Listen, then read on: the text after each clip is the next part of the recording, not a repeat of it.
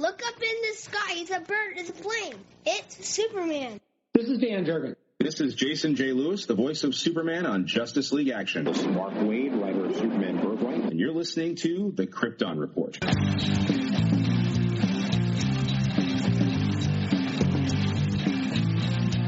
Krypton Report podcast is dedicated to all things Superman, Supergirl, and the planet Krypton. We discuss movies, TV, game, comics, and all things DC. So join me, Tyler, with my co-host James and Jania. Welcome to the Krypton Report. It is I, your host, Tyler, the Superman of Blue, the man of tomorrow. And today I have a special guest. This man I got here is very knowledgeable about the one thing that I often say about the super fandom that I know very little about. I've been trying to get this legendary man on the show for a while, but life. So today I'd like to welcome the great Mr. Sam Rizzo to the podcast. Welcome, Sam. Thanks, Ty. How you doing? Is it Ty or Tyler? Either. I got three first names, and the fact that I have three first names and I have nicknames off those names, I just go with whatever. As long as you get one of the names right, I'll go with it. Okay, cool. I had a teacher in high school who I had for 4 years because I had him for health, PE, and then like another class he taught, and he still got my name in the wrong order. I'm like, I've been your student for 4 years, man. But whatever. Sam, it's great to have you on the show. We've tried before, but life happens, and then where I started my monthly, where I'm trying to do these little segments on the different actors who've portrayed Kryptonians, as I put it. You reached out like, hey, I liked your little segment on John Newton, and I'd like to talk a little bit, about Gerard, because spoilers, people, Sam knows Gerard. And I was like, yeah, that would be great, because you are the host of the Superboy Legacy podcast. Yeah. I grew Superboy, the TV series. That was my gateway, or should I say my gateway drug into the Superman world. It's no secret if you've listened to Superboy, the Legacy, or just have been on my Instagram or any of my social media platforms, how much I love this series. It was being a 6-year-old and seeing the series for the first time in the summer of '89 was something it looked like the comic books came to life. Mm-hmm. And the first episode I ever saw was the Bizarro, the Thing of Steel episode, which was amazing. To see Bizarro come to life, to see Gerard's Superboy, which as a 6-year-old, it's Superman. Was just, and the action, the story was fantastic. And as a kid, you just want to see Superman do super things. And that show did it in spades. I try to, when I was watching the show and everything, and I was trying to, tell my kids, technically this is Superboy. And they're like, that's not Superboy. I'm like, it's tricky. This is Superman when he's younger, and he went by Superboy. And my kid's like, what? I'm like, hold on. Yeah. And what's crazy for me is I remember the show, but what I remember is I remember the intro. And the most vivid part of the intro was the missile being shot at the very obvious now dummy, yes. Exploding. Yeah. And I swore for the longest time I'd say there was a Superboy show. And no, you're thinking of Superman, because it was on cable, and it was on the same channel at my grandparents' house that had Superman 4, I think, play every day. And I'm like, no, I remember this. And it just seemed like before the internet, where everyone had access, people no, I don't know what you're talking about. Are you thinking about Lois and Clark? No, there was Superboy. And then, of course, in 2006, when Superman Returns came out, I'm at Walmart late at night, and then there's that big display, and there said season 1 of Superboy. And I was like, I knew it. I was like, there, I'm buying this. Finally, proof.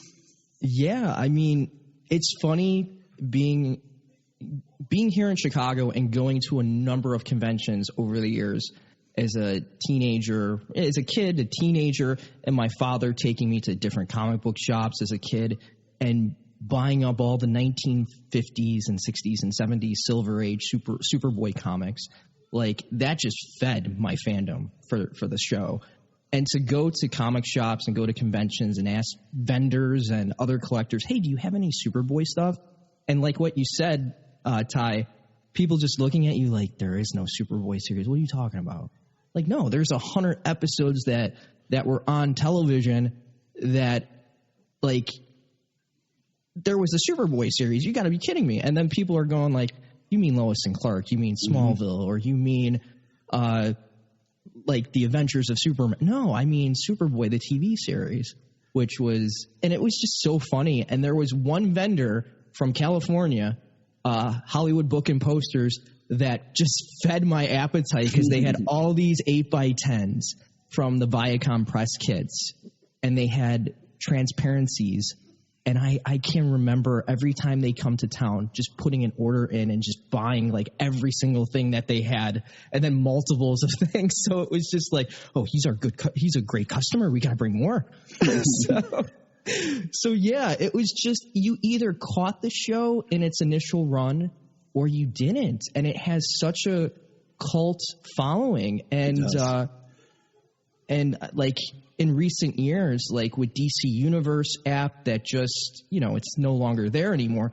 But one of the first things that they put on the service was the Adventures of Superboy. Which I loved.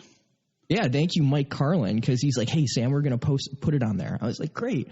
I've been sorry. Oh, go ahead. And I was going to say, like, I've been a big advocate. Like, I'll say to people, like, I miss DC Universe. And they're like, well, it's on HBO Max. I'm like, no, it's not.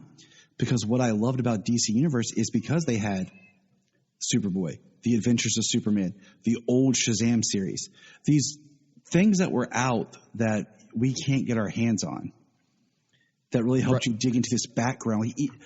And I'm like, I'm still like, please put these on DC or on HBO now, because I was in the middle of season 2 of Superboy because I was watching The Adventures of Superman. I was watching Superboy, like all the stuff that I had missed out on because it was hard to track. It was hard to find. Yeah. And then it went away, and I'm like, well, crap. Well, I think DC Universe was fantastic. And like you said, they utilized their back catalog of their heroes like Superman, Batman, Wonder Woman, even Shazam. Mm-hmm. Like they did a beautiful restoration for the 1970s Shazam series. And I was like, wow, if they could do this with Shazam, they could do this with the Kirk Alyn serials. They could do it with the George Reeves. That needs a total restoration. Come on, Warners. Like, Superboy, it'd be a nice to do an HD transfer. They have the 35 millimeter sitting there in the vault collecting dust. Like, I mean, there's so much you can do with the super properties that you could see a nice return if you're Warner Brothers. But again, unless they have the idea, it's not going to happen. Right. And I mean, by putting it out there on their streamer, it lets people know it exists. I mean, for example, my friend Zach Moore does a podcast, a retroactive podcast of Always Hold On to Smallville. And I met him online back when he started in season 1. When Smallville came to Hulu, instantly it found a new fandom that he started having more people wanting to be on the podcast, and we're talking about it. And the podcast kind of grew because people could find the show. And if they put Superboy on HBO Max, there would be people who would find it and get this nice little window into part of their super fandom that they don't have. They've lost touch with or they never knew it existed, because it is almost like this kept secret. Right. It's funny because a couple years ago, Tracy Roberts, who played Darla, Lex Luthor's Miss Tessmacher on Superboy. She was invited to the Superman celebration, and I remember getting a message from her saying, Sam, I'm so nervous going. I don't think anybody's going to remember me. So we go. I did some photos and stuff for her table. We get there. The line wrapped around the building. That was fantastic. She looked at me. She's like, wow. She didn't stop signing from the minute she sat down to the minute she left. And I think it was like a 3-hour signing each day. It was crazy. But the best thing about that weekend was there was a screening of 2 episodes that were an hour. I mean, Superboy runs about 22 minutes each episode. So we posted 2 episodes together. We edited 2 episodes together. the Road to Hell episodes. And we did a screening in Artist Alley, and it sold out. So many people were in there. She got in her white Darla costume and did a skit with Josh Boltinghouse, Nice. the official Superman of Metropolis. So they did the whole skit, a little skit from Roads Not Taken, which, in my opinion, 2 of the best episodes of Superman on film that you'll ever see. It was the first multiverse concept on film. So they did the skit. Everybody stood up at the end of it and cheered at the end of the screening. And we're like, oh, my God, I've never seen this. This looks amazing. This is like the Christopher Reeve films all over again. Like, it's just really, really well done. There is a charm to the series. Yeah. You know, and it's like I said, it's this window into this excitement because it's this part of the super fandom that I haven't got to fully explore. And there's stories and characters and things that come to life, and the cast is great. Even when they changed over the cast, it still was a very fun group of people to watch and be part of. Well, it's funny because talking with Stacy and talking with most of the cast from that first season, like Jim Calvert, Michael Mano, who played Leo, Lex's best friend, the one thing that I've taken away from everybody from the cast is how much they loved doing the show and how much love and care and sweat and tears they put into doing all 100 episodes or doing that first season. If you're John Newton or Jim Calvert, they loved being part of the Superman legacy. And even to this day, when I talk to them, like, they have no problem sitting down and talking about it because they love the character and they loved what they contributed to the series. But yeah, I mean, it's that first season. It's really rough.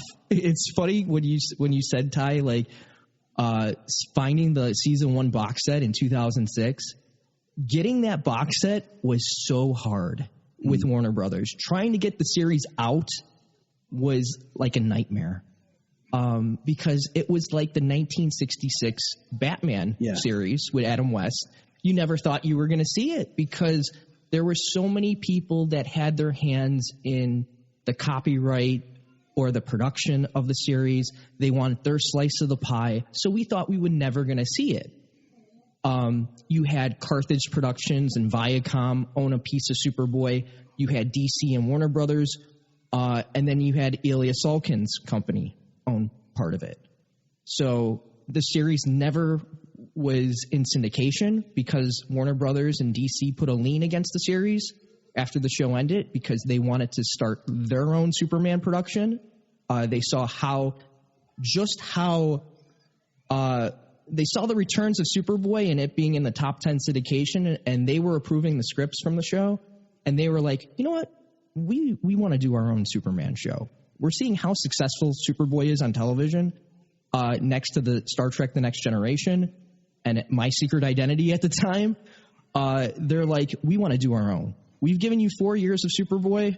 We're going to develop our own Superman show. So, yeah, I mean, and Superboy just kept getting better and better and better with each passing season. That first season, it was really tough. I mean, you had the production team from the Superman films with Chris Reeve come to television, and you could see in those first 13 just how tough it was because they didn't know how to build up to a commercial break. They didn't know how to do a teaser of an episode. Like, I mean, television for Ilya and his team was something completely new. Yeah. They were finding their footing, and the show in the second season, for those who don't know, like, had a kind of a soft reboot. It went from being 40 some minutes to 20 some minutes. Some cast changes, mostly all the cast, but Stacey. 3/4 of the cast. They should have called the series, it's funny, The Adventures of Lana Lang, because she was the only consistent one through all 4 seasons. She was the only cast member that wasn't replaced. So, yeah. But I think other than Batwoman, which just happened recently where they recast the lead role, I think this is the only other time in television history where they recast like in the middle of a run, like in a complete casting overhaul, which was insane. And I think there was just in TV Guide, there was an article on TV Guide that mentioned Superboy and Batwoman together, which was hilarious. I was like, wow, they really did a deep dive. Like, yeah, wow. I mean, I remember that was kind of when they announced that Batwoman was going to be recast, and there was the debate before they announced it was going to be a new character, about who they could get to replace or whatever. That's like Superboy came up in conversations. Yeah. And I was like, okay, see, this has happened before, and it's that thing that people forget happened. And the one thing that I've kind of been really, like, I don't want to say upset, but is the lack with everything that's happened with, Lois and Clark and onward, there's always that paying tribute to legacy of Superman. Right. But nobody's paid legacy to Superboy. Like, for example, I think Gerard would have been a perfect Jor-El. I think Stacey and Gerard would have been perfect for Jor-El and Lara for the current Superman and Lois show. I agree. Considering they didn't use Jor-El that much, I just thought that would be a great, they didn't get in Crisis. I was like, could you imagine that kind of a payoff to just have him, as Jor-El? I'm like, why not? Like, why hasn't someone been like, you know what? Let's get someone from Superboy to appear here. Because, I mean, think about Lois Lane has almost the tradition of having a previous Lois Lane represent her mom. Yeah. Yeah. So, Erica Durance, yeah. Terry Hatcher was on Smallville, yeah. And what do you call it? Noelle Neal was Lois Lane's mom in Superman the movie. Mm-hmm. And she was in Superman Returns as Gertrude, yeah. Yep. Margot was in Smallville too, so yeah. So we've had, all of these people play, Dean Cain was in Supergirl and Smallville. Right. Terry Hatcher was in Supergirl also. Mark McClure was in Smallville. Helen Slater was in Supergirl and Smallville. Mark McClure was even in Justice League. You know what I'm saying? So, right. There's all this legacy of having people appear in other super-based projects. We could go on and on. But nobody has really been like, hey, other than Sherman Howard voiced in the Justice League animated series. Like, it's not coming to me right now. But he did provide some vocal work. Yeah, I mean, he's been consistently in DC animation. He was in Batman Beyond as David Prowse, or David Powers. Yeah. The character that was trying to take over Bruce's empire. Derek Powers. Yeah, he was in that entire first season as the radioactive, or he was infected with those, gamma rays or something, whatever. Light. Yes, yeah. But, he's been consistently in DC properties, DC animated properties. It's funny, I'm trying to think who else. Gilbert Gottfried, who was on Superboy as Knick-Knack, voiced Mixus Pitalik in Superman the Animated Series. So, there's been some influences of getting some actors from Superboy, but it's not, I don't think it's on the forefront of, the production teams from Superman the Animated Series minds that, oh, you know what, these guys did Superboy. I could be wrong, but I don't think they know. I think they just see oh, you know what, he's got a really unique voice. Let's bring him on. So, and I mean, I'm still fingers crossed, praying that if they do, because one thing, spoilers for Superman Lois season 1, but there's a lot of allusion to Lara. And we don't actually get to see Lara in season 1. I would love to see someone reach out to Stacey to be Lara. I would lose my mind just because it's kind of that awesome deep dive of oh my gosh. She is in such perfect shape. I was just with her and Alon Mitchell-Smith this past summer at the Superman celebration, which was my first convention in over 2 years because of the pandemic. Mm-hmm. I mean, it's for most people. But, being up on stage with them, I think that was one question I posed to Alon and Stacey. Would you guys be interested in coming back to a Superman related property like Superman and Lois. And Stacy immediately said yes. She would love to come back. And it's not like she hasn't been trying. And Gerard's the same way. I kind of keep them apprised of what's going on in the Superman world, which is pretty funny. But I think Stacy, I think the Lara thing would be interesting, but she makes such a great villain, and she has such fun, like on Days of Our Lives, as a villain. So I would love to see her come back in a villain type of role, which would be really cool.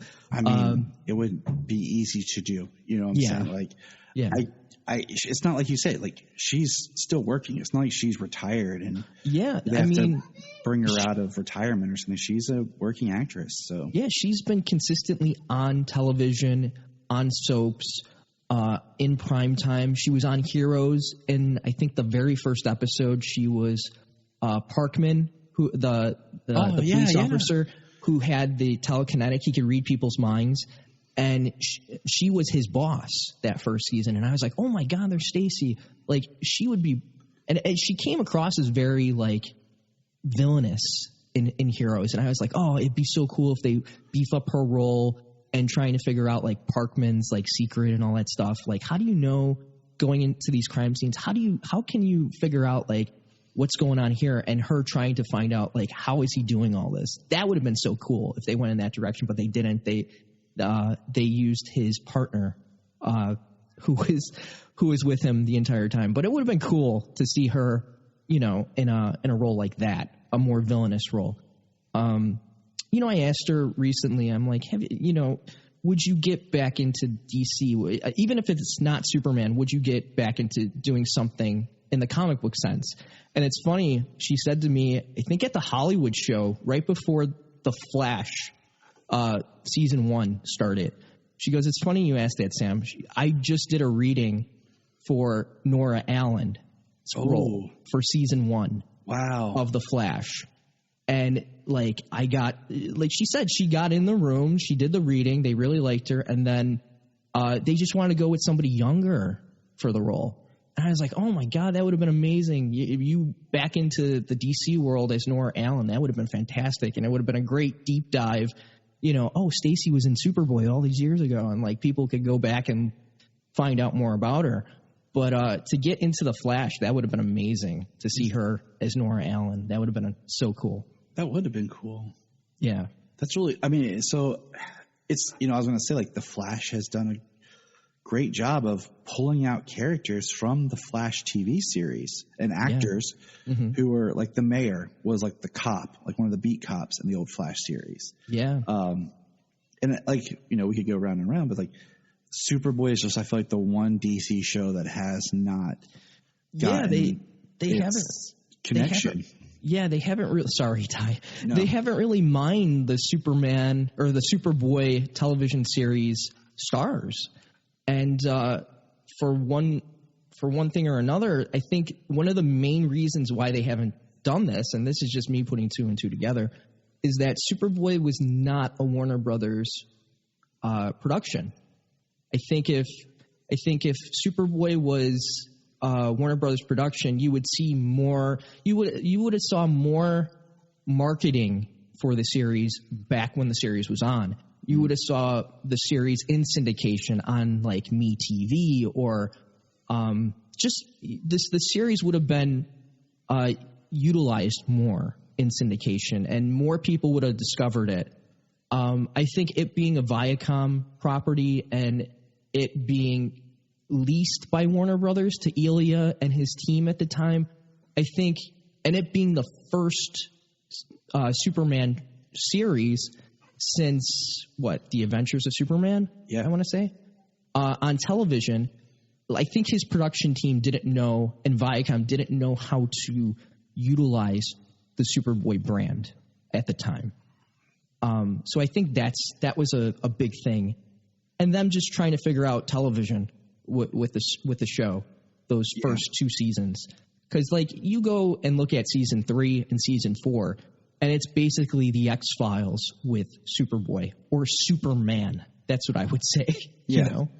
It's people are always like, oh, he's super, like, he's a man. Why is he a boy? And you're like, well, it's kind of that they couldn't use Superman to do it, so they used Superboy, right, to be able to produce their show. But no, that's a really good point, really good thought of why it didn't grow and why they kind of pushed it back and down. And it's sad because it is in this time where we're all discovering these properties and you have such a resurgence of these old shows and actors coming back. The fact that this piece is not being respected or getting its chance to find its new audience and live on, and it's just messed up. Yeah, to boil it down. Like, I mean, yeah, it's messed up, but I think in the last 10, 15 years, I just want to give a shout out to my buddy Matt Patterson at WB Archives. I think without Warner Brothers, that subdivision of Warner Brothers being created where they could just, hey, you know what? We're going to take a TV series that didn't do so well, market it through Warner Home Video, but the fans are clamoring to get the rest of the series. Like, let's put it through our Warner Archives division. We'll put just the episodes on there, the best looking episodes on DVD, and market it towards that fan community. And in recent years, WB Archives has grown because of that, and people love it. You could thank WB Archives for releasing the extended cuts of Superman the movie and Superman, what is it? The special edition that they just came out with a couple years back. Yep. I bought I bought the Supergirl, because that was something I didn't have in my collection. And if you could find a DVD copy of that, it was like ridiculously priced. Yeah. And then they put out the Blu-ray of the one cut, and then there's a DVD of the other cut of Supergirl in the Warner Archives collection. I bought that. I bought the 3-hour cut of Superman the movie. And so I totally am with you on that. Like, if they would release like a box set of Superboy. Yeah. Yeah. I mean, they did. It was, I think, the longest release between season 1 and season 2 in history. I think it was like 6 years. Superboy season 1 came out in 2006 in, I want to say, May of 2006? That sounds about right, because that was the ramp up for Superman Returns. And I remember them marketing it in the back of the Superman Returns prequel comics. And it was like, here's the super legacy of Superman. And there's John Newton on the cover in one of the box sets. I think there was like 6 different box sets. There was Kirk Allen. There was Superboy season 1. They were marketing that Lois and Clark was coming to DVD. And the George Reeves series was coming to DVD. So they were marketing all those at the time.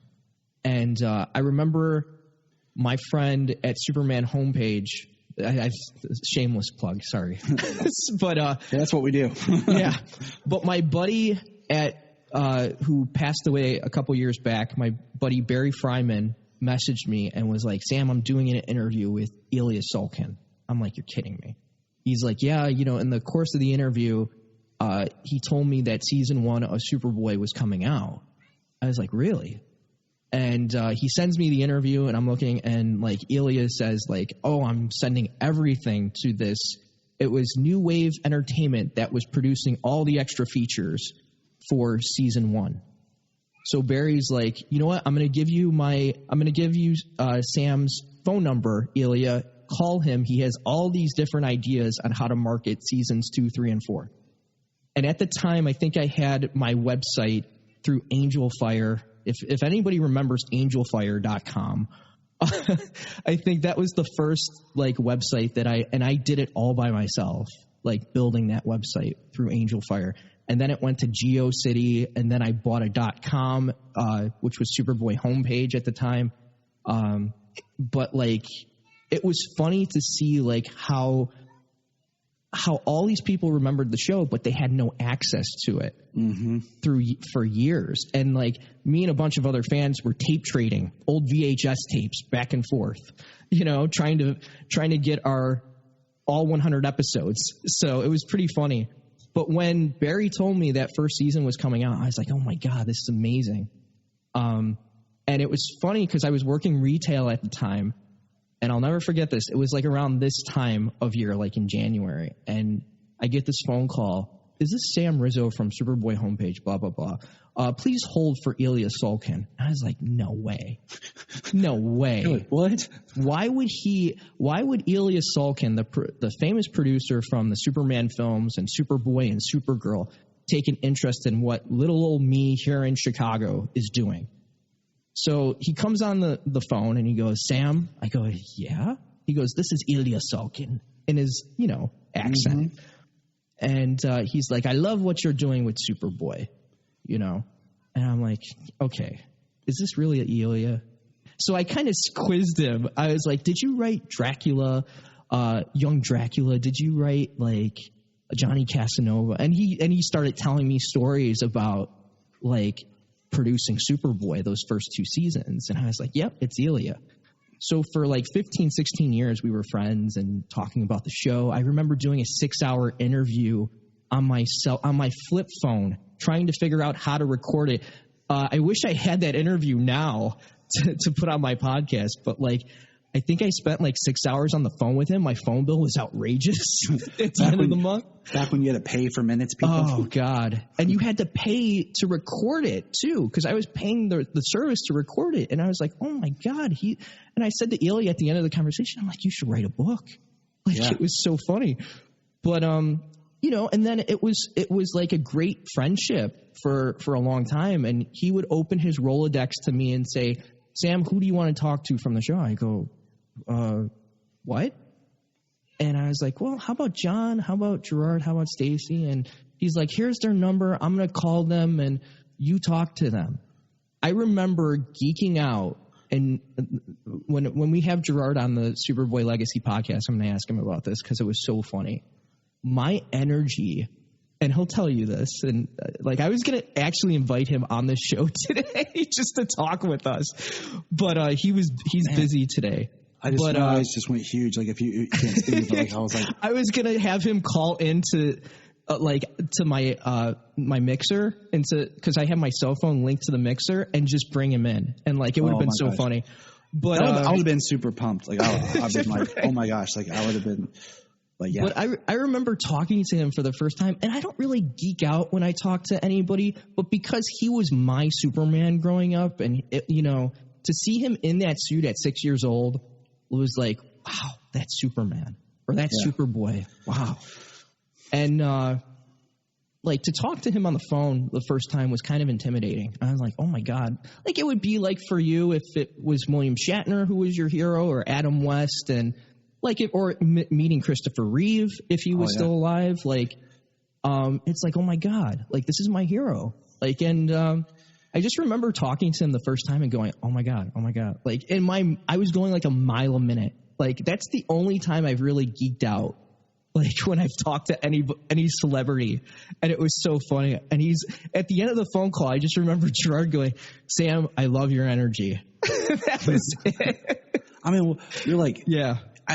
The hardest thing for me is like, because I don't want to say like I geek out or whatever. It's like I want to just talk to them as a person, but then it's like I want to talk to them, but like I want to like, hey, I appreciate your art, your work, right? I'd like to talk to you, but sometimes like I don't want to be too crazy, I don't want to be too in their face, or they only have so much time. It's like when I met Dean Cain at a convention, and we got to chit chat. Like it was really cool because I have this picture. I'll take a picture of it and I'll send it to you. It's a behind the scenes, because I asked Dean about it. It's like a behind the scenes test photo. And I found this poster somewhere. I think it was like a thrift store or something. And he was like, I remember, we were setting up to do this, and it was a really nice conversation, and I'm like, I'm talking to, Superman here, and trying not to, you're trying to just like, you're trying to figure out how to just talk to them and not be like, okay, I have to hurry because we're at a convention. And it's just like, it's like, I want to just talk and not be like, trying to be cool. Trying to be cool about it. Yeah, exactly. And just be like, hey, I just want to talk to you as a person. I appreciate what you did. And sometimes you're like, you don't know what to say because like you have one question or one thing to say. Like, what do you do? And you're like, without sounding like every other person that walks by. So yeah. I mean, I think over the years, that was the one I could think that is the one and only time where I was like intimidated. Like everybody else, like Alon Mitchell-Smith, John Hames Newton, Jimmy Calvert, especially Michael Mano. I love Michael. I love talking to Michael, who played Leo on the show. I talk to him almost every week or every other week if we don't chat on the phone. And he is just so much fun. He is so humble. He's so down to earth. I think this past summer, I just sent some stuff to Robert Levine, who played Mr. Jackson. He's 91 this year. Wow.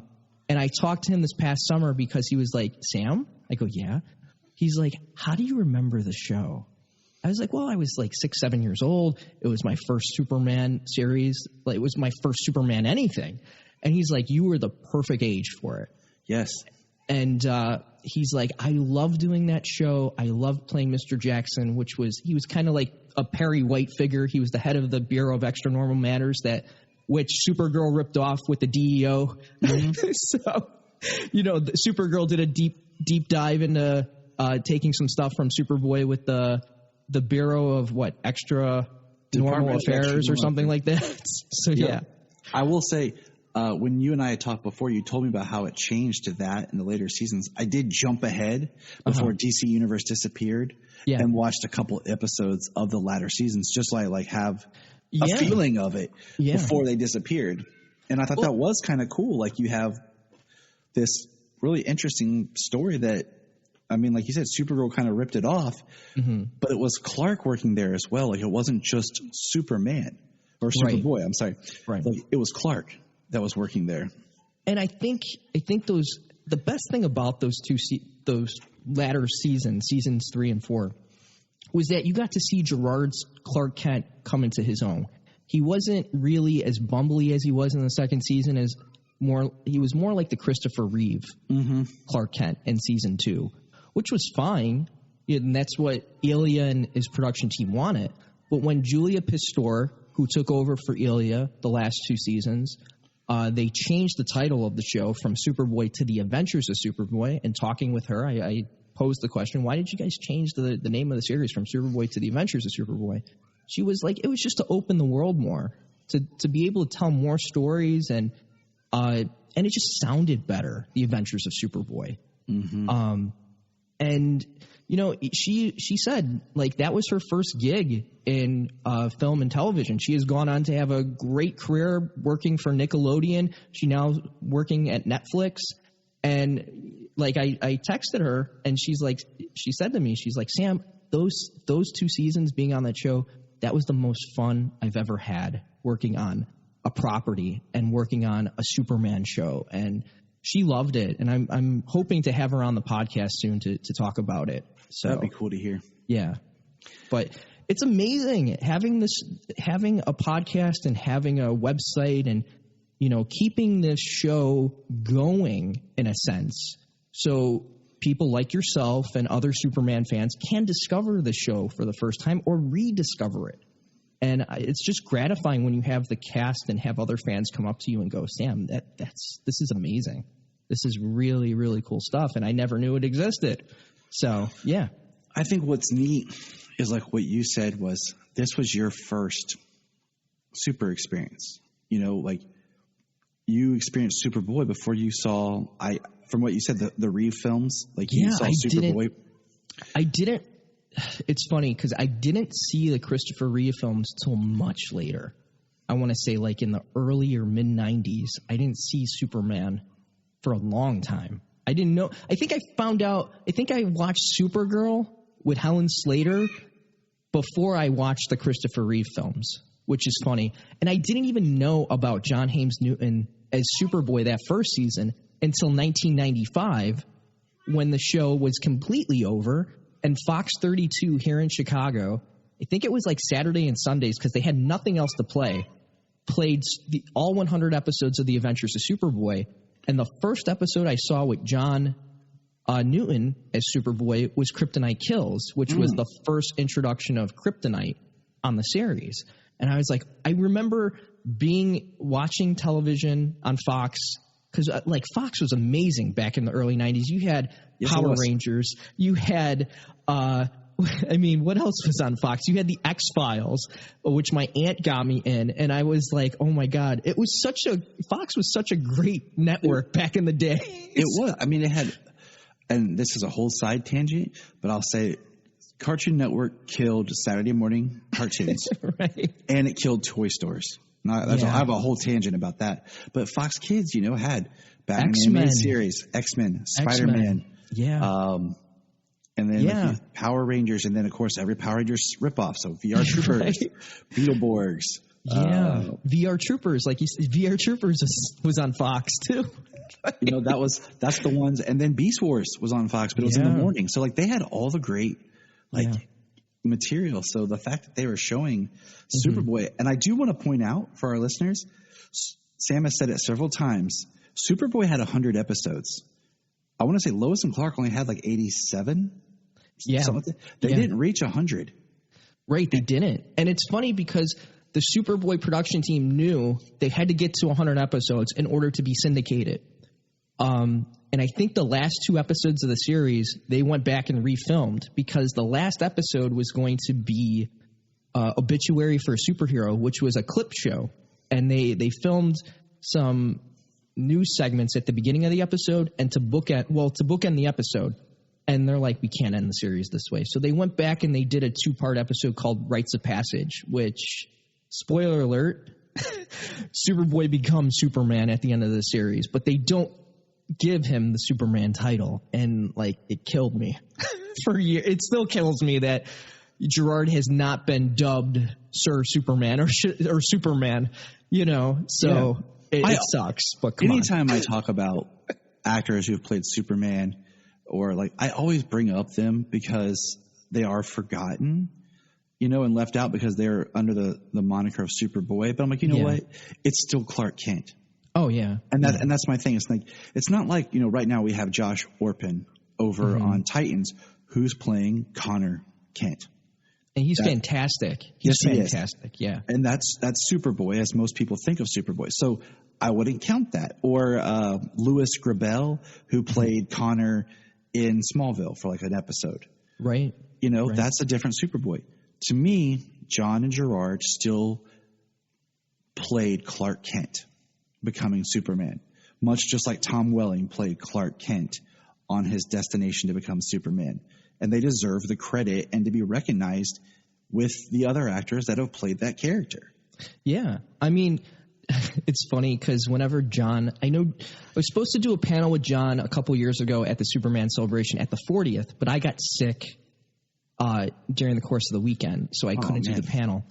And it's funny because John, whenever he talks about doing Superboy, he always felt he hated the name boy in Superboy because he had an older brother and he didn't want to be boy. Mm-hmm. So he went to Ilya and the production team and was like, can we just call it Young Superman? And they're like, no, we don't have the rights to Superman. So he hated the name Superboy. And but I mean, talking about the show, he loved it. He loved playing Superman or Superboy. Sorry. But years later, a mutual friend of ours, an animator out in California, Rob Pratt, decided to put an animated short together on YouTube just to show what he can do. He's worked for Disney. He's done amazing stuff called Superman Classic. And he decided he met John at a party of a family function. I forgot the story, but you should have Rob on, Ty. Sure. But he has some great stories. But he met John at a party with his kids and asked him, hey, would you be interested in voicing Superman? So John got to voice Superman, and I think they're still up on YouTube. If you go on Rob Pratt's YouTube channel, you could watch Superman Classic, and he did a Bizarro Classic. And John voiced both Superman and Bizarro in both of those animated shorts. And John's wife, Jennifer Newton, voiced Lois Lane, and she's fantastic. They're both fantastic. But there's a third one. I don't know if Rob's ever going to release it because Warner Brothers, he had meetings with Warner's, about doing an animated Superman series, and they said, we love what you're doing, but can you please stop? We did, and I was Jimmy Olsen in one of them, which was pretty cool. Nice. I got to voice Jimmy Olsen, and it was Brainiac Classic. So he put his own stamp on Brainiac for one of them, but I got to see the animatics and stuff for it. It looked amazing. It was so cool, but I don't think we'll see it. Maybe we will. I don't know. But it was cool. I got to be in a Superman project, a little Superman project, and get to voice one of the great characters, Jimmy Olsen, Superman's best friend. So that was pretty cool. But yeah, like John got to be Superman, which was pretty awesome. He got to voice Superman. I know just recently Gerard got an agent. We were talking about Superman, and I showed him the first 5 minutes of Superman and Lois, and it blew his mind. He loved it. He has reached out to the Superman and Lois production team about writing some episodes. And that's all I can say about that. But like, that's it's awesome. not. But Gerard, he loves the character. He's in better shape now than he was on the show, and he could still play Superman if you ask me. He's great. I mean, like I hate that they weren't represented in Crisis. I mean, I would love to just him to be represented somehow in the show. I think even, I'm gonna throw this out there because Superman and Lois is dealing in a post-Crisis world, and they never really did Hank Henshaw correctly. Could you imagine Gerard getting to play a military Hank Henshaw who then becomes cyborg Superman? Yeah, it'd be or something like. He loves. I mean, in the third season, they did the Road's Not Taken episodes, which again, if you haven't seen it, it was different worlds on different parallel worlds. It was very Sliders like, before Sliders. Superboy had all these great ideas, story threads woven through those 4 seasons that kind of blazed the way for where we are now on television with DC, adapting all these different versions of the characters. But Gerard got to play an evil Superboy called the Sovereign. And it was like Red Sun before Red Sun came out. I think I remember. When did Red Sun come out? 93? Mark Waid wrote that in 93, and I think Road's Not Taken came out in 91. That sounds right. Let's see. Yeah. I'll look it up while we talk. Yeah, but that was the first real villainous, tyrannical Superman, which was amazing. He had so much fun playing it. So I could totally see him coming back, and he loves playing the villain. The body swap episode where he swapped bodies with Lex was another fun episode, which, funny enough, Smallville went and did years later with Lionel Luthor and Clark, and Tom Welling just did an interview with Michael Rosenbaum, and that's the one episode he remembers from the show. And they did a 20th anniversary podcast, and he's like, "Yeah, I remember doing that episode, and it was so much fun." So, it is fun when the actors get to change up. Red Sun, the comic, was in 2003. 2003. Wow. Yeah. And Superboy was 1991, 92. So it was well before Superman Red Sun. So. I feel like it was a very influential show to creators. I feel like the people that it got to experience the show got something out of it that they carried on with them. And it kind of became, I say this all the time, War of the Worlds is, one of the greatest sci-fi things ever created. But the problem is now if you go back and read it or watch it or whatever, it feels bland because everybody's ripped it off. Yeah, yeah. And I feel like, with our conversation and stuff, Superboy had all this great creativity and ideas, and other people have just mined from it. Well, I think a big reason why Superboy had the way I like to describe it is Superboy embraced the Silver Age of the comics, the Kurt Swan era, the John Byrne. Even though Superboy was kind of retconned in the mid 80s or late 80s with the John Byrne, that look of Superman they brought into the series.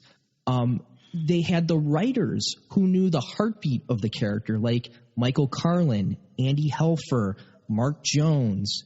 Trying to think who else. Fred Freiberger.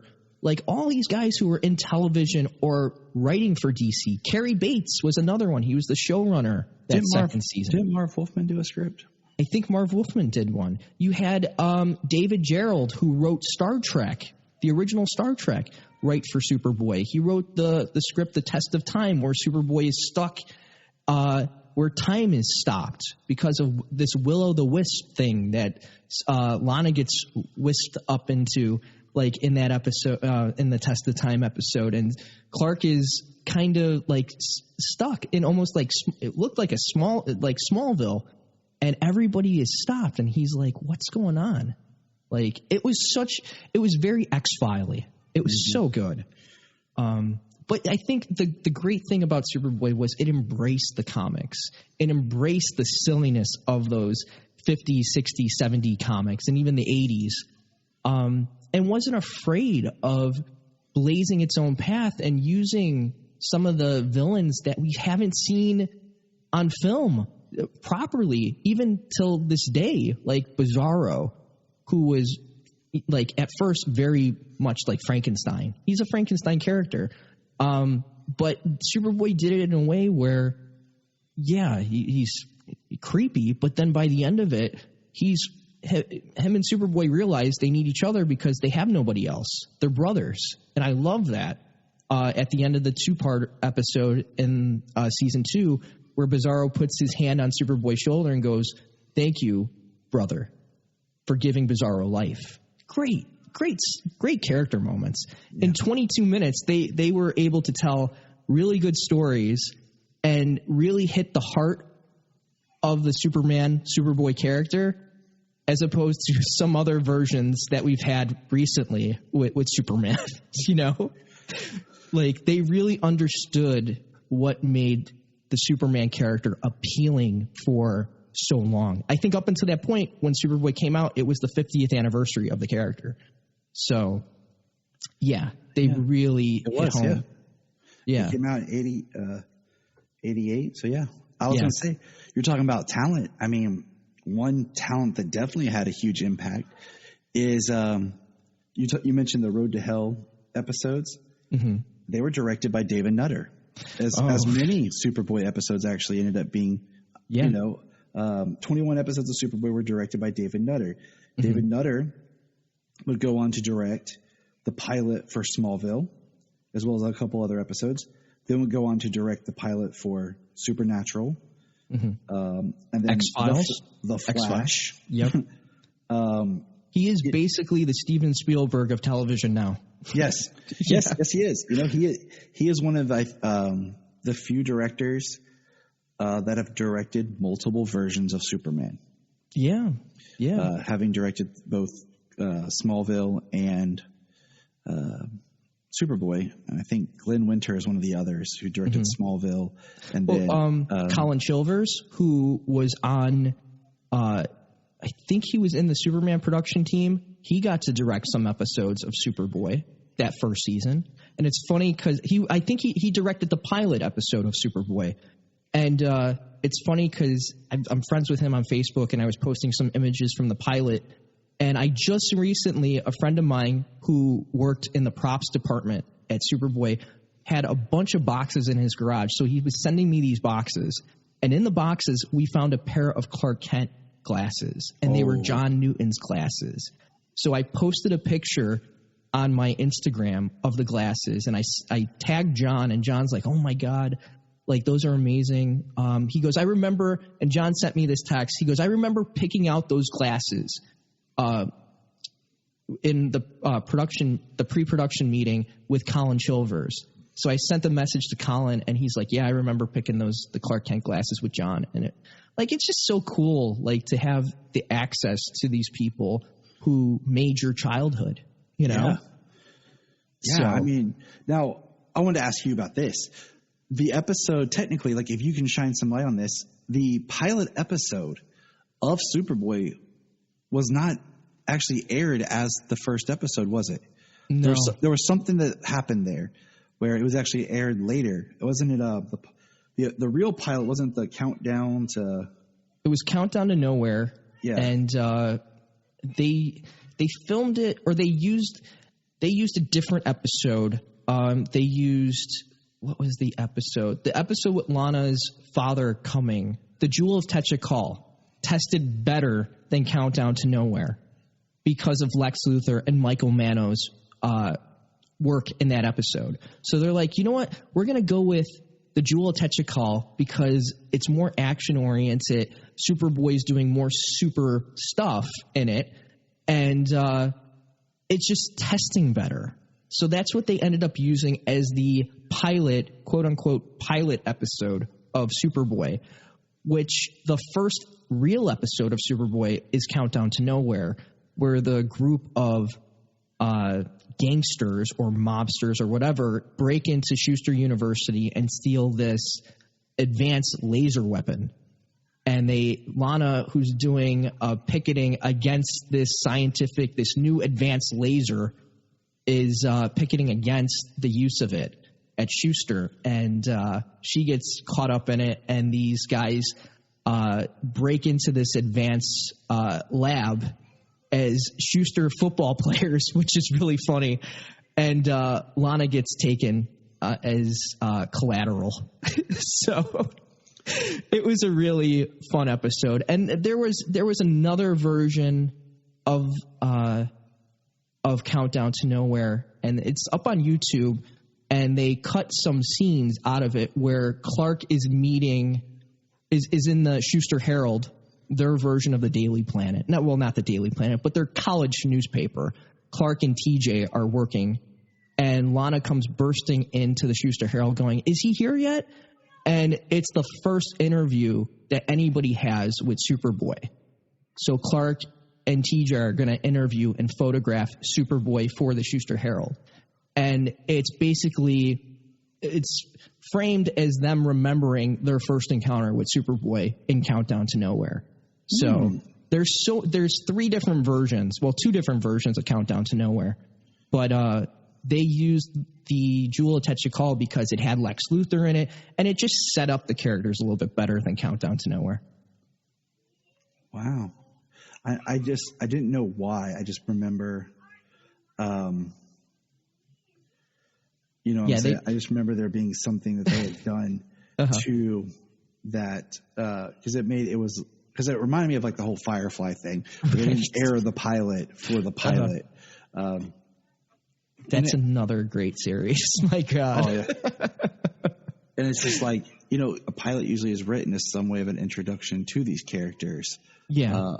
But it's cool in a sense that it kind of hit the ground running that first season and was like, okay, who Superman is. And it kind of was like a soft spin-off of the Superman films, and it was the same production team and everything. So, I kind of like the idea that, you've seen the films, come to this, and it's the same unit that made you believe Christopher Reeve was Superman and made you believe that a man can fly. Well, come to this, and we're going to make you believe a boy can fly. So that was pretty cool. Yeah. All right, Sam, I got a few questions here for you. We're gonna kind of change gears a little bit here and just do some kind of your whole, we've talked about a lot, so I'm going to skip over some of these, but shoot, Ty. Go ahead. If you had one power of a Kryptonian, what's the power you would take? Oh my God, that's a tough one. It is tough because once you start thinking things through a little bit, you start to realize there's only one power that you can really have and probably manage. Yeah, I mean, super strength would be awesome, but I would be afraid to hug somebody, or if I'm on a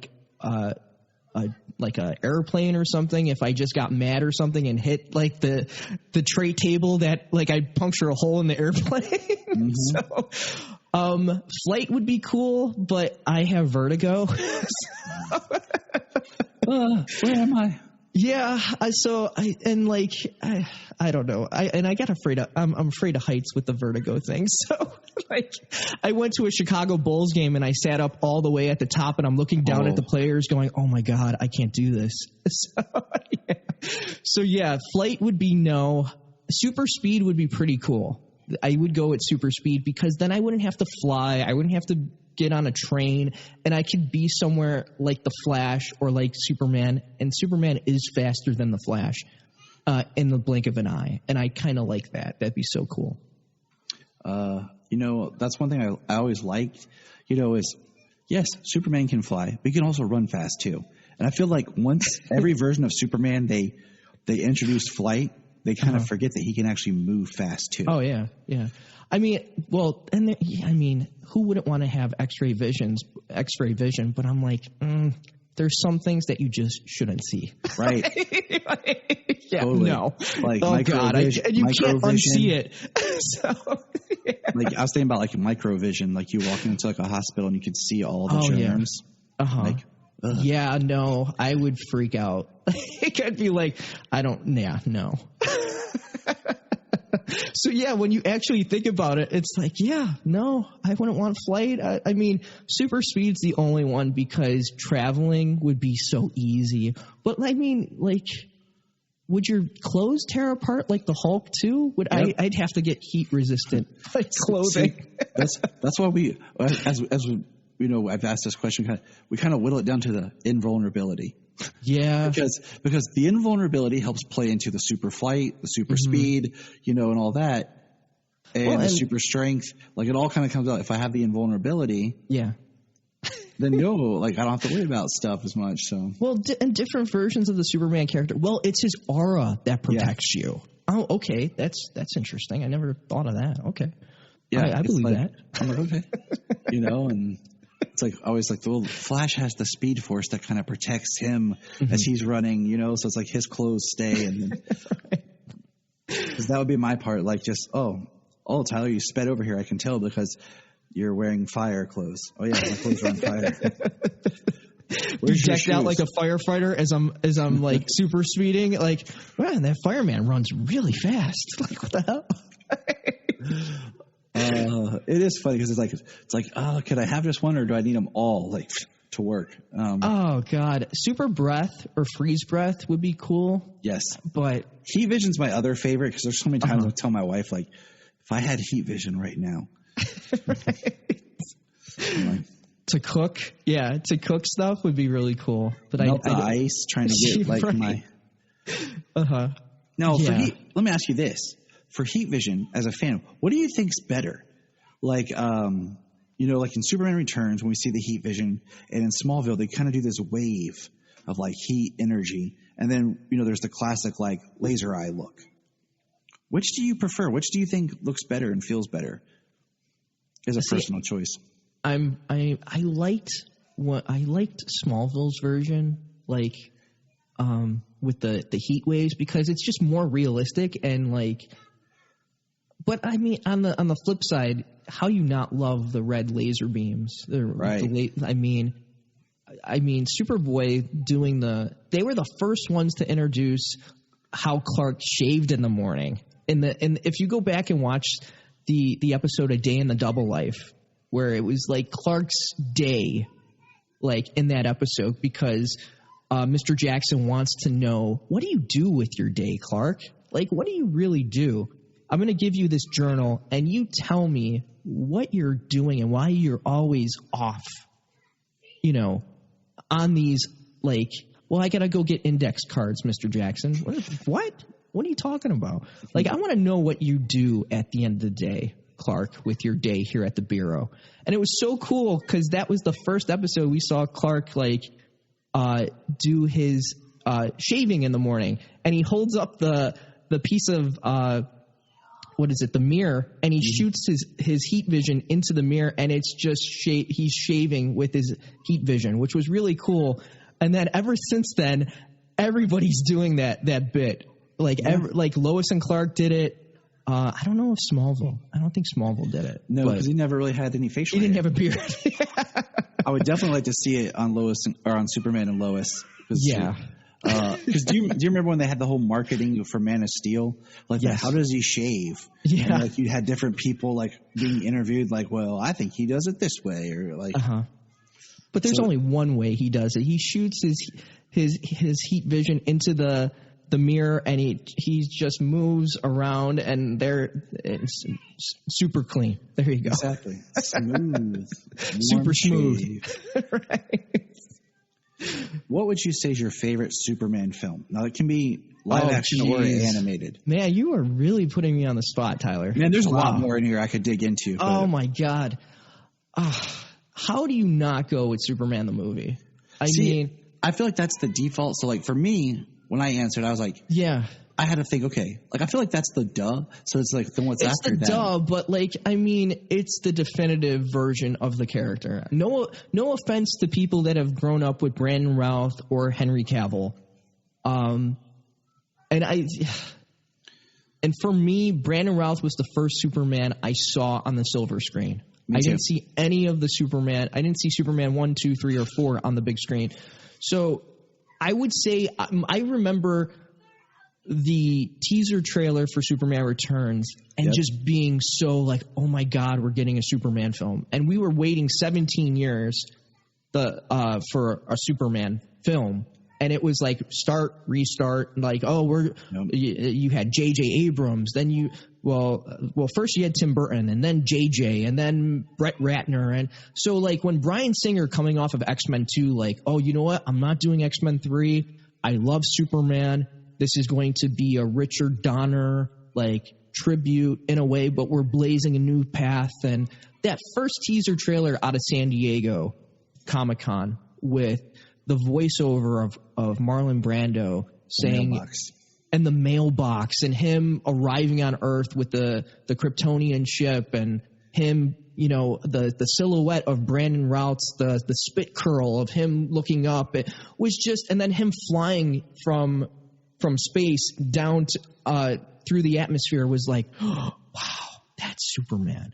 Like, I mean, I remember my anticipation. I remember being in college, just checking every single day for every little nugget about that film was like, wow, I can't believe I'm going to see a new Superman film. And you had Kevin Spacey as Lex Luthor, because I remember all the fan casting, like, oh, Kevin Spacey's should be a Lex Luthor. I remember them talking about him being in the Tim Burton production as Brainiac or Lex Luthor. So and even the JJ version, the Flyby, well, we want Kevin Spacey as Lex Luthor. So he was always around the Superman projects in some form or fashion. So when that came to fruition, like, oh, man, and them casting Brandon Routh an unknown in the vein of Christopher Reeve, and them saying that this is the continuation of the Christopher Reeve Superman, I remember, like, just being over the moon. I remember the hype going into that movie. So I think if I had to pick my favorite Superman film, Superman's the movie, it's the default, but I really liked elements of Superman Returns, especially that shuttle sequence was amazing. Oh my God. I remember being at Navy Pier, Chicago on that giant screen, and when Superman lands the plane, everybody cheered. Like, that was quintessentially Superman, and you knew Superman was back after that. But yeah, I wish there was a little bit more action in Superman Returns. I love Brandon Routh. I loved his portrayal of the character. I just wish they would have gave him more to do as Superman and let him be his own Superman in that film. That was the only criticism I had about that movie. I agree with you. You know, was the fact that they could have made it a love letter to Donner, but let him be his own Superman. Yeah. It always boggles my mind that Superman Returns was in 2006 and Batman Begins was in 2005, and they are completely polar different approaches to these characters. Yeah, it was funny because I remember with Green Lantern and Ryan Reynolds, that was like their first like attempt at doing a DC universe, and that Green Lantern was going to lead into all these different like Superman and Batman. Batman Begins, that was probably one of the most fun movies to go see, like especially after Batman and Robin and the crap. I know we're getting off on a tangent. Oh, we're fine. But I remember going again and taking my entire family to go see Batman Begins, and when Christian Bale's Batman is on the barge fighting those criminals, like was just amazing. And then him like looking over the skyline of Chicago on the Wrigley building. And I just remember it being like 10 o'clock at night and people just screaming at at the Navy Pier screen going, "That's freaking Batman. That's amazing." And people cheering. Like, I mean, there's nothing like going to a movie and just recently with Spider-Man No Way Home, people cheering for their hero. Not once, not twice, but over the course of several times in a screening was like, there's nothing better than seeing your hero up on the screen or on television doing what they should be doing. And it's just so gratifying. And it's like, wow, that's why we love these heroes, you know? You mentioned the trailer, you know, I was thinking, I don't remember which movie it was because my brother and I went and did a double feature of seeing Walk the Line and Harry Potter 4 back to back. And it was in one of those showings, maybe both, I don't remember, that the trailer played for Superman Returns, the teaser before, of just that, like I said, the mailbox, the voiceover. Mm-hmm. And I just remember being so excited seeing that, that even though I was seeing this other movie that I wanted to, I left the theater. That's what was on my mind. Oh, and the music, the John Williams music. Dun, dun, dun, dun, dun, dun, dun, dun. And then he flies and you see the S and it's like, oh, wow. And it was just like they captured in that, what, minute and a half trailer was like. It's barely over a minute. Wow. Yeah. Like amazing. The only other trailer that made me feel that way was Star Trek 2009. The teaser. Because the teaser and then the trailer that they had, I think it was the third trailer after, just was so well done. And like I'm not a big fan of recent Trek, but like that first movie, like they had a lot to do because they needed to resuscitate the Trek brand, and I thought they did a really nice job of it. And I love Chris Pine. He's a great actor. And I love that he did his little tribute to Shatner and the Kobayashi Maru scene. Yes.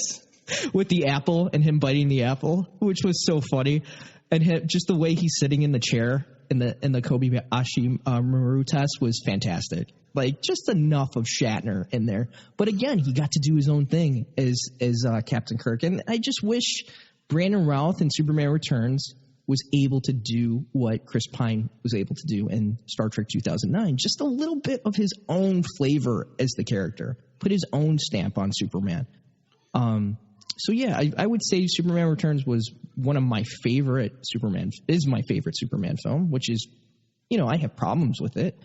But if you read the prequel comics leading up to that, I think you'd have a more appreciation for the film. That's how I look at it. I can agree with that. That movie, for many of the exact same reasons that you stated, has a special part like in my heart. Mm-hmm. It just came at the right time in my life that I needed that movie in my life. Like my favorite belt buckle is the Superman Returns belt buckle, and I wore that thing until like it popped in the back, and and it was just a great time with that film. Like I saw that film I think 4 times in theaters. I saw it when it was in the IMAX 3D, where it would be just certain scenes are in 3D. So like you're watching it and like you said, the airplane rescue would start flashing, like put your glasses on, and you put them on for that scene. And it's not perfect. There's parts in it that I'm just like, there's parts in it where I'm like, you could have done more with his character. Like he could have got some more action because it is 2006 and you're bringing Superman to life. Well, I think, and I've said this on other podcasts, I think when you're reintroducing Superman to an audience, it's very hard to have in the world of Twitter and Facebook and immediate gratification, having your audience go back and, hey, you know what? Can you go back and watch Superman 1 and Superman 2 that happened over 30 years ago? I think it's very hard to ask your audience to go do their homework when you're trying to introduce a new Superman. Even if it is the Christopher Reeve Superman, you're resuscitating or bringing back to life. I think that's where you lost. Well, that's where I think Bryan Singer lost most of his audience. Oh, go ahead. I'm sorry. No, you could probably do that now. Yeah. Because we are living in the age of like the legacy sequel. Mm-hmm. Yeah, it was just a different time, and I think because I remember a couple of my family and friends going, "Superman has a kid? Like, what are you talking about?" When Jason throws the piano across the room, they're like, "When did this happen?" Well, you didn't see Superman 2. So, and then it's like, didn't, and then it's like, yeah. Oh yeah. Because I remember the big thing being, well, this takes place after Superman 2. Mm-hmm. 3 and 4 don't count. Right. And you're kind of like, oh, okay. Mm-hmm. And then I'm like, because at the same time is when they released the Donner cut of Superman 2. Yeah. And just being like, oh, okay. So now they're really kind of throwing away continuity and what could be. And so, yeah, I mean, I think what Bryan Singer did, I like that he kept the Richard Donner aesthetic. I like that he kept the heart of Superman. I have a little bit of gripes with the costume in that film, but I mean, I wish the cape was different because it looks like a shower curtain on his neck, The cape and the high collar are the two that I don't like the most. I didn't have a problem with the raised S. I didn't have a problem with the trunks. I just felt like they used the S too many times. It felt redundant on the chest and on the belt and on the soles of his shoes. I mean, they had S's all over the place, and then not on the back of his cape. Yeah, I miss. You put it everywhere, but not on the back of the cape. I still say the best looking costume, and I own a bunch of them. So I'm partial. The best looking costume was the Superboy costume from seasons 3 and 4. It's the most accurate. It is the most comic book accurate costume to date, and I will probably never see a costume like that ever again. I mean, other than Brandon Routh's Kingdom Come costume from Crisis, those two are the most accurate.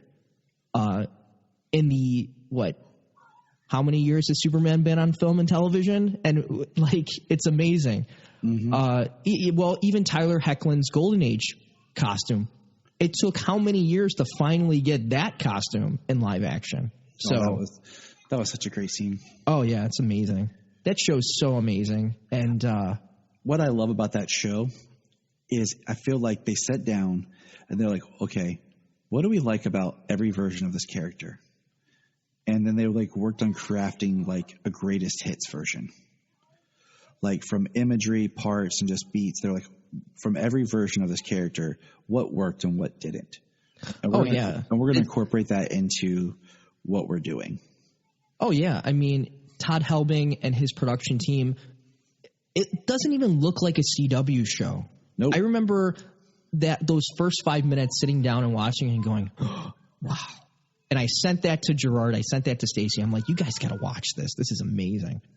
And it was just like you said. It was all the best. The 80 years history of Superman was distilled through a crucible and was hey, you know what? This is what makes Superman Superman. You either like it or you don't, you know? The aesthetic is very Man of Steel, very Zack Snyder. I don't have a problem with that. I think where most writers and directors fault or fail with Superman, and I've said this thousands and thousands of times, and I'm sure you have said this, Tyler, Probably. Is that Superman, you can't make like Batman. He's not dark. He's not brooding. He is the light in the darkness. He is the beacon of hope. And the problem I had with Zack Snyder's, and again, I'm not being hateful of people or fans who love Henry Cavill as Superman. I like him too. I just feel like he's not utilized in the proper way as the character. Zack Snyder is a great director. Visually, he has a great eye, but he doesn't understand Superman. And I remember interviews of him doing Watchmen saying, I would never touch Superman with a 10-foot pole because he is the granddaddy of superheroes, and I don't think I could do him justice. But the problem with his Superman is they talk about it in Man of Steel. You are the beacon of light. You are the savior of the human race. You could save them if you want to, Cal. But we never really got to see it. It was all like off camera. Yeah, and this is the perfect metaphor for Henry Cavill's Superman, is the woman in the flood reaching out to Superman and him hovering 10 feet or whatever you want to say above the house, and her reaching out for Superman and him just being an arm length away. That is how I would like to describe Henry Cavill's Superman. Just out of reach. He likes humanity. I shouldn't even say likes humanity, but he questions humanity. And he said it in Man of Steel. I can't trust Zod, but I can't trust the human race either. And it was always that seed of doubt with his version of Superman. Is this what I should be doing? Am I following Russell Crowe's Jor-El, his wish fulfillment? I don't know what I should be doing. Or even the dialogue in Man of Steel with Jonathan Kent with Kevin Costner, who was perfectly cast, but that stupid line of dialogue of him going, maybe you shouldn't save him, Clark, was what are you talking about? So, I look at Man of Steel. It's not a bad film. I love 2/3 of that movie. I look at that film as the sci-fi version of a Superman story, or I love what David Goyer has said about Man of Steel. If you approach Man of Steel as the day the earth stood still, especially the scene where he's in the desert with Lois and the army, and the Kryptonian ship is coming, and it was really out of the day the earth stood still. Yeah. And Feora's coming down the walkway of the ship. That was amazing. I love the sci-fi aspect of Man of Steel and the different elements that they set up that they never really got to pay off. I love the idea of the Codex. And that you're very correct, yes. They didn't get to pay off. And they didn't get to pay it off because I know some of the ideas was that Brainiac was going to come in Man of Steel and that he was going to use the Codex to resuscitate or regrow Krypton. But in the midst of doing that was going to create Bizarro. That would have been amazing. That would have been really cool to see. So, yeah, but, Zack Snyder had to get his Batman in. He loves Batman. Oh, he loves Batman. So, yeah, I agree. You don't approach the characters the same way because they're not the same person. Right. They're not the same character. Right. They have completely different outlooks on things. And, and I always said, to my wife, if I was filming a Superman movie, I always thought it'd be kind of neat to make the costume ridiculously bright, and then you film everything with a darker grain filter, and the idea would be that the world is dark, but then even with the costume so bright that even with the dark filter, it's still bright to make him stand out even more, as if he's bringing the light, and then throughout the film, you kind of show things get brighter. Yeah. And the idea, it's just from the visual is the world is dark, but then you have this dude standing tall in this bright suit who's not afraid to stand out to call attention to. Yeah. I love the whole Kill Bill, the Quentin Tarantino monologue that they did in Kill Bill Volume 1 about the difference between Clark Kent and Superman. Clark Kent is Kal-El's way of how he sees humanity and him trying to fit in. That's his idea of what humanity is and how he chooses to walk among us. But as Superman, he is the beacon. He is what we all aspire to be, which is the Superman.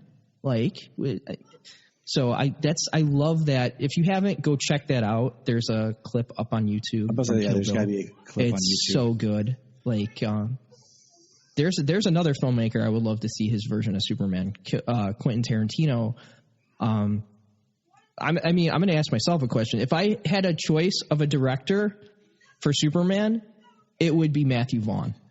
I would love to see what Matthew Vaughn can do with Superman. Dude. So years ago... I just interviewed myself. Sorry, Tyler. I love it. No, I love it because I did my pitch years ago on this podcast of what Man of Steel 2 would be, right? And I think it was before Justice League. And we were pitching what we do for Man of Steel 2. And it was one of the things was if you didn't have Zack Snyder or whatever, I said Matthew Vaughn was my pick. And the villain was Brainiac, played by Javier Bardem. And I've always loved Matthew Vaughn's aesthetic. The other choice I had was I think this person deserves another shot at something live action is, Brad Bird. Oh, yeah. You know who did From the The Iron Incredibles. Giant? He did Yeah. The Incredibles, the Iron I love Giant. The Incredibles. Yeah. And then he did Ghost Protocol for Mission Impossible. Oh, wow. I didn't know that. Wow. And, you know, and then he did Tomorrowland, which tanked. Yeah. And he hasn't done live action since. And I said, I think he has a sensibility that would be great for Superman. And he was my second choice as director. Two really solid picks. I love The Incredibles. I didn't think The Incredibles 2 was as good as the first one, but It wasn't. But I love that first Incredibles movie. I mean, there's parts of the second one I really like too, but like, yeah, Brad Bird would be perfect. I love Matthew Vaughn because of what he did with the X-Men in First Class. First Class is my favorite X-Men movie. It is such an underrated X-Men film. I love Kevin Bacon in that movie as the villain. He was fantastic.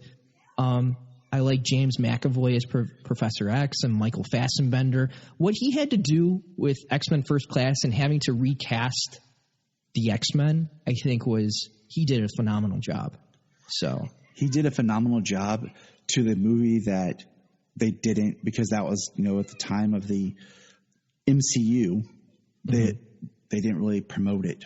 There was nothing really for that movie, and it just kind of like was disappeared, you know? Yeah. And the cast resurfaced in the Bryan Singer Days of Future Past, you know, mashup film. But I love what Matthew Vaughn's done with Kingsman, because if you read the Kingsman Secret Service comic book by Mark Miller, it's so bare bones. And Matthew Vaughn really took that, elevated the material, and has made that into his own thing. Like, I haven't got a chance to go see the new one, The King's Man. Yeah, I haven't seen it yet either. But I you know, the other night, my wife showed the kid Stardust, which was Matthew Vaughn. I think his second movie, I think. And yeah, I think he's a really talented filmmaker with a great aesthetic that he brings. And I feel like he understands the Superman character. He understands the heartbeat of the character, as opposed to let's make him, you know, dour and mopey and saying to Lois, nobody stays good in this world. Like, come on, that's not Superman. I love Henry Cavill. Don't get me wrong. It's just he has not had scripts written by people. I mean, David Goyer's hit or miss, but like, yes.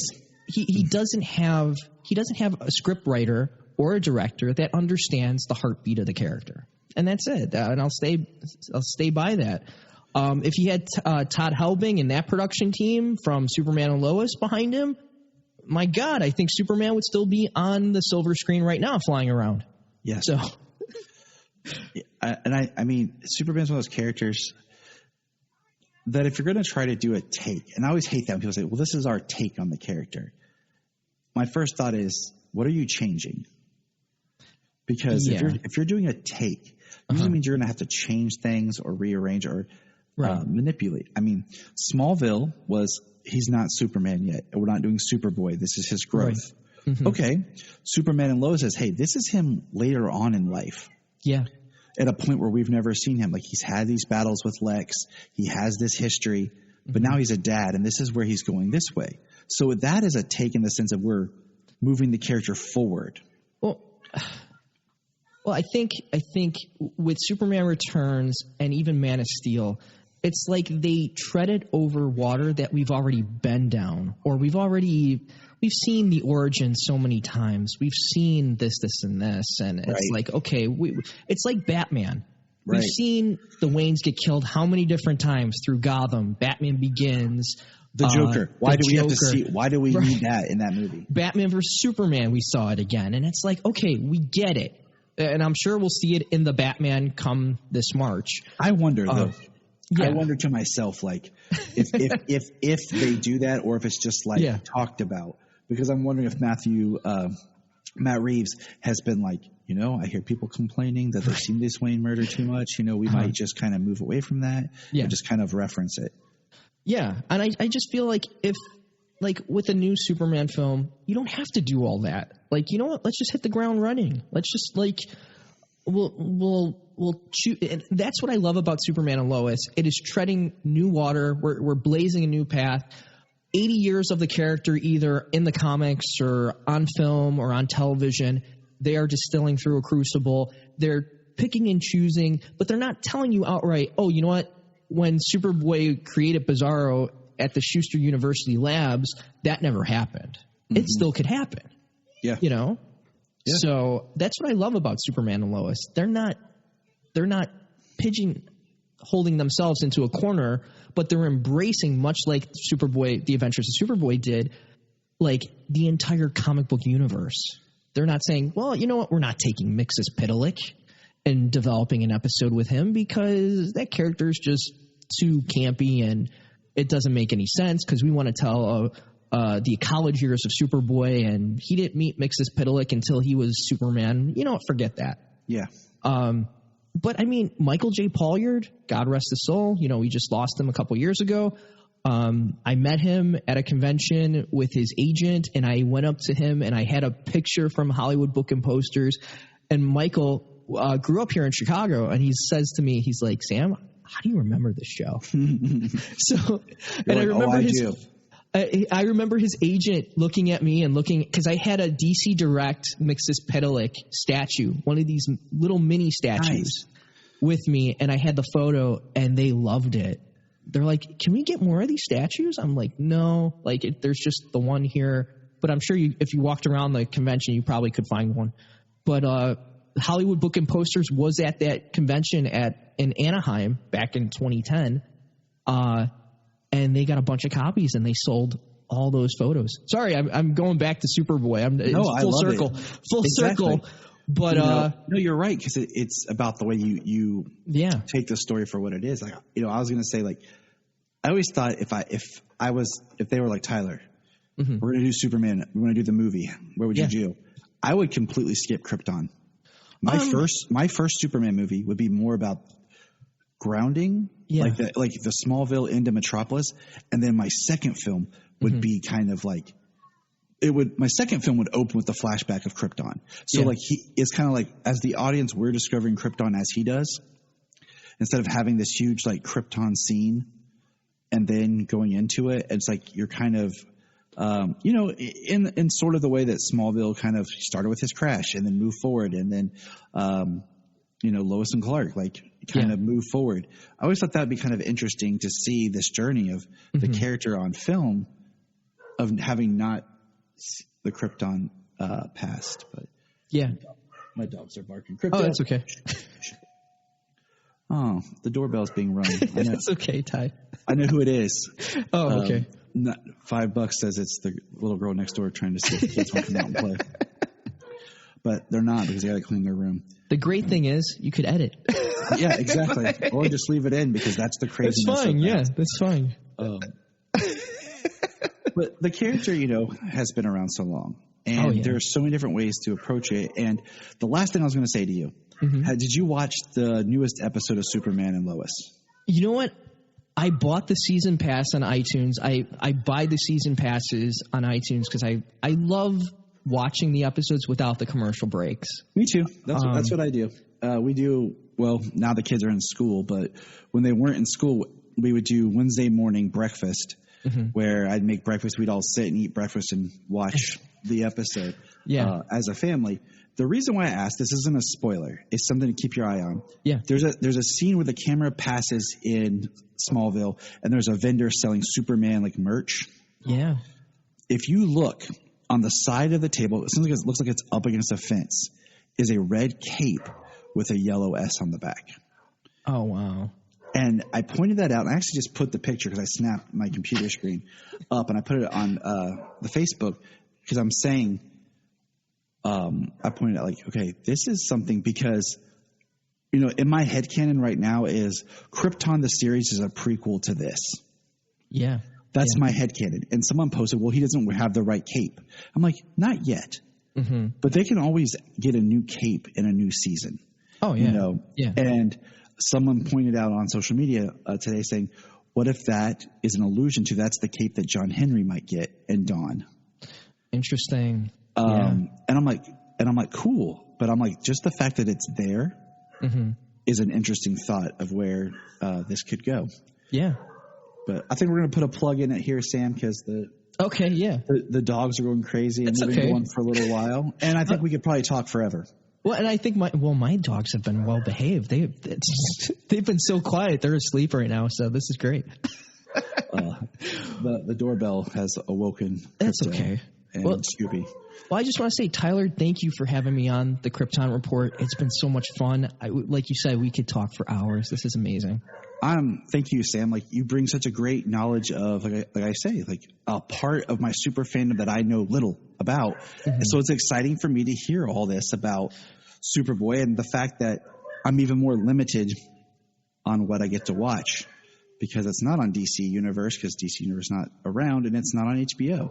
So I was going to say, Sam, just go ahead and plug all your social media, where they can find your podcast and your YouTube and all that fun. Yeah, if you just go on YouTube at youtube.com/SuperboyLegacy, the entire channel, podcast episodes, live streams are up there. We're kind of taking a break right now from recording. I have some commentary stuff that we did a couple months back with Michael Mano. That's going to go up this week. Shout out to my co-hosts, Tom Gallagher, David Arroyo, and Chris Jacobson. Like, those guys are amazing. Aaron Price, who does my graphics, and John Fent, those guys are amazing. Go check out their Instagrams and YouTube channels. They're so good. Tyler, again, thank you for having me on. For anything Superboy Legacy, go to superboylegacy.com. You will not miss anything. We have a ton of stuff coming up. New episodes are coming. I'm lining up interviews with Julia Pastor, Gerard Christopher's finally coming on, Stacey Hyduke. Like, season 2 is coming. We're gonna scale down the live streams every once in a while, and our interviews are gonna be pre-recorded, and we are going to do we're just gonna go completely out on the interviews, adding graphics, adding little tidbits and all this stuff to make those episodes really pop for the Superboy community and Superboy fans. So I can't wait to start season 2. We're going to start that very, very soon. So just stick with us on superboylegacy.com. And Tyler, again, thank you for having me on the Krypton Report. Again, I could talk for hours. So thank you. You're welcome. It's our pleasure. We're glad to have you and talk about this. And I look forward to season 2 of your podcast. Probably just as much as anybody else who listens to it.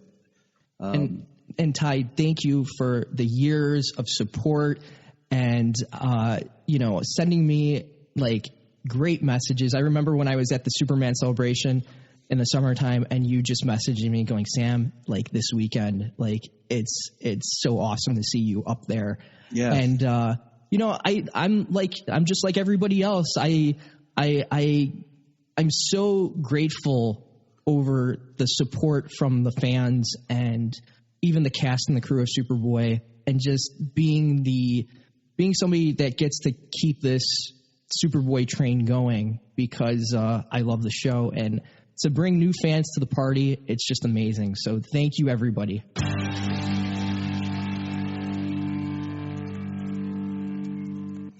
up in the sky. Do you like movies? Of course you do. Do you like comic book movies? Of course you do. Well, our Patreon is launched now. It's $1 a month. That's all we ask. $1 a month to hear great content. And right now, one of the biggest things we're doing on our Patreon is movie commentaries. I am a movie person, and I love to talk about movies. So what we're doing is at least 2 movie commentaries a month. You'll hear the wonderful voice of my wife, Jania, more often, and other special shows. Check out our Patreon at kryptonreport.com/Patreon. And all we ask is, hey, $1. It helps us keep the show on. We're not looking to get rich. We just help with the cost of doing this, and it helps a friend out. You loan a friend $1, you probably have $1 lying around the house and change. So check out patreon.com/KryptonReport. Sign up for the $1 a month and send us a message. You can be on the podcast. We can talk about something, anything you want to talk about. You can join us for a movie commentary if you want. So check it out.